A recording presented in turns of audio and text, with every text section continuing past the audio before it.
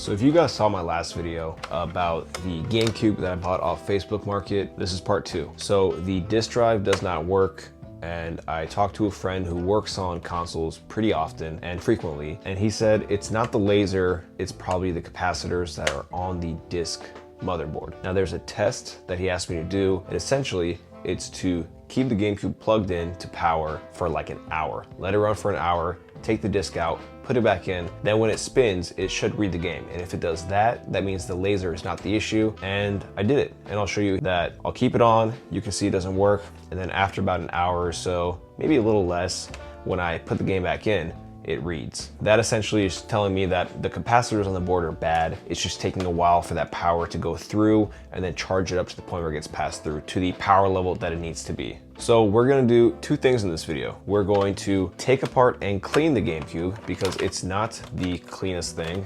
There's Madden 04. And then we're going to swap out the capacitors. I did order capacitors here. This should be enough for the whole disk motherboard, even though my friend recommended just to replace the main 2 that he's noticed is consistently an issue with these GameCubes. So I'll just replace those, see if it works. And if it doesn't, maybe replace all of them. I don't think I'll need to though, because he knows what he's talking about. And this is from Console 5, the website. Reputable place that he recommended I get it from. So let's go ahead. First of all, let me show you that once the GameCube heats up, the game works. And then I'm gonna go straight into the tear down and replacing the capacitors. Not gonna really do a step-by-step. GameCube's pretty straightforward, so I'll just have an overhead camera. You can watch me take it apart, clean it up as I go, probably speed up through some parts, and then I'll see you guys when we're done. Just to show you guys, let's open it up. You see the game in there, it does spin up,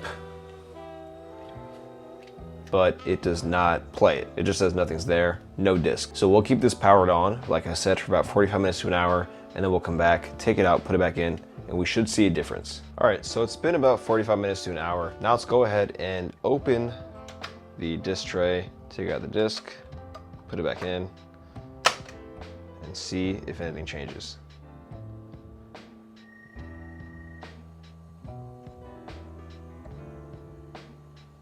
And now we have the game showing up. And to take it a step further, let's go ahead and open the game, press start. So this just only confirms that it's a capacitor issue. It works. So now we can actually get started with tearing this thing apart, cleaning it up, and then replacing the capacitors. So why don't we do that? Okay, now that we have the GameCube here, everything's unplugged, no games are inside, memory card's out, let's go ahead and take it apart.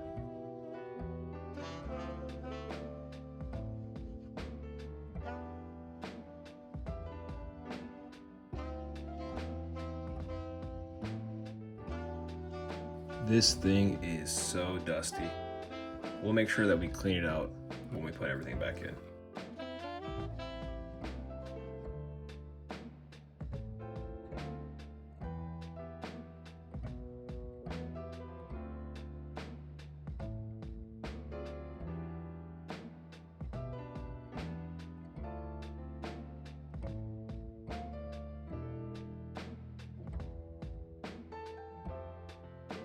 If you can't see, this thing is absolutely covered in dust. We are 1000% going to clean that up. So we have the disc housing right here, or the assembly, I don't know, whatever you call it. We're gonna go ahead and take this off, clean this up, and then replace the capacitors.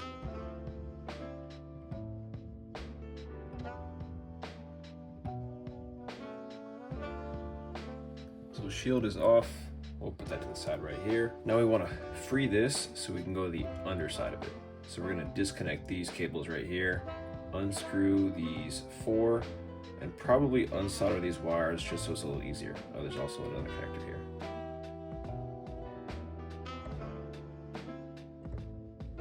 And we have reached the capacitors.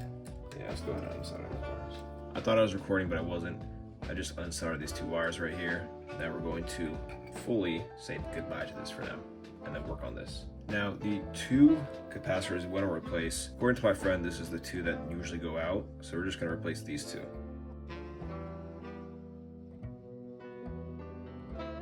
One of them is off. Let's go with the other one, the big bully. There we go. And the second one is off. Using some wire to go ahead and clean up the remaining solder. Looks good to me. Now we can go ahead and attach the replacement parts, which we have right here. Okay, so we have the capacitors here. Let's go ahead and do the big ones, since that one seems like more of a pain in the butt to do. We're going to first add some flux to the contact points, and then add some solder.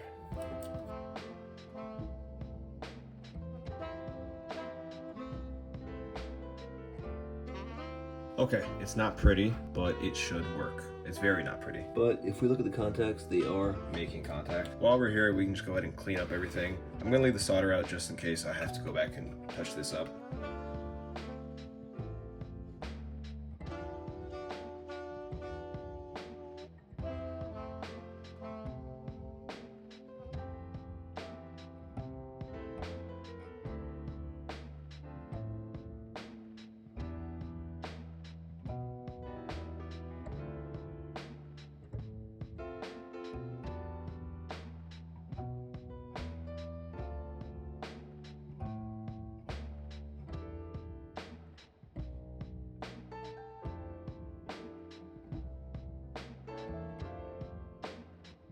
Okay, now that that's here, I believe we can seat this back in. We want to line up this plug with this. So it's going to go like that. Right there, that's plugged in.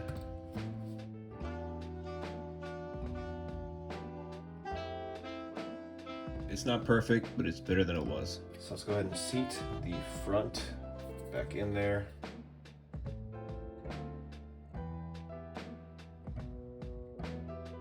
All right, we have the GameCube put together enough to test it. We have it plugged up. Hopefully it turns on and it does not blow up. And we'll have to hold this down as well.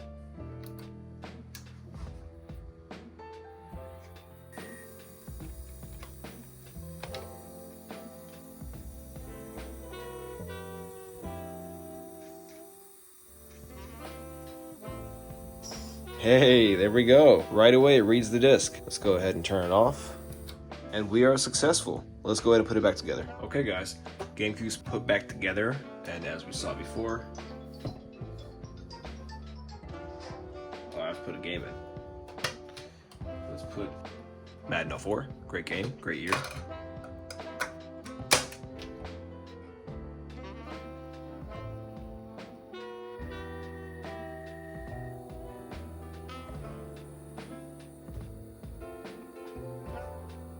There we go. And we are ready to play. Fix has been done. Very easy fix. That's because I don't have a memory card in. And that was it. That was a kind of quick, not too quick, but not too difficult either fix for the GameCube. The laser wasn't the issue, it was the capacitor. And like I said, I'm fortunate to have a friend who works on stuff pretty often, and he was able to tell me, hey, just do those two capacitors, and we did it. Not the cleanest, but we did it, and it worked, and now we have a fully functional GameCube that I picked up for $80 with some games, which you guys saw in my previous video. What would I rate this project? I'm not that skilled when it comes to soldering. I'm not scared to mess up either. I guess 1 out of 10, like a 4 or a 5. I guess the only annoying part is having the capacitors in a small area like that, because I was doing it without removing the one on the side. It was a little tight on space, but it wasn't too bad. I just don't like the tweezers that I was using. But if you guys are having a similar issue, I recommend trying this out. I think console 5 is where I got it. I mentioned it before in the video. Console 5, I got the capacitors, all the kit and stuff. You can get it online, soldering iron. Smaller tip would be better because it is a small space for the capacitors and the touchpads, but I mean, use what you have. Now, if you guys don't mind, I'm gonna go play Madden 04. If you liked the video, drop a like. If you wanna see more videos in the future, consider subscribing, and I'll see you guys in the next one. Bye.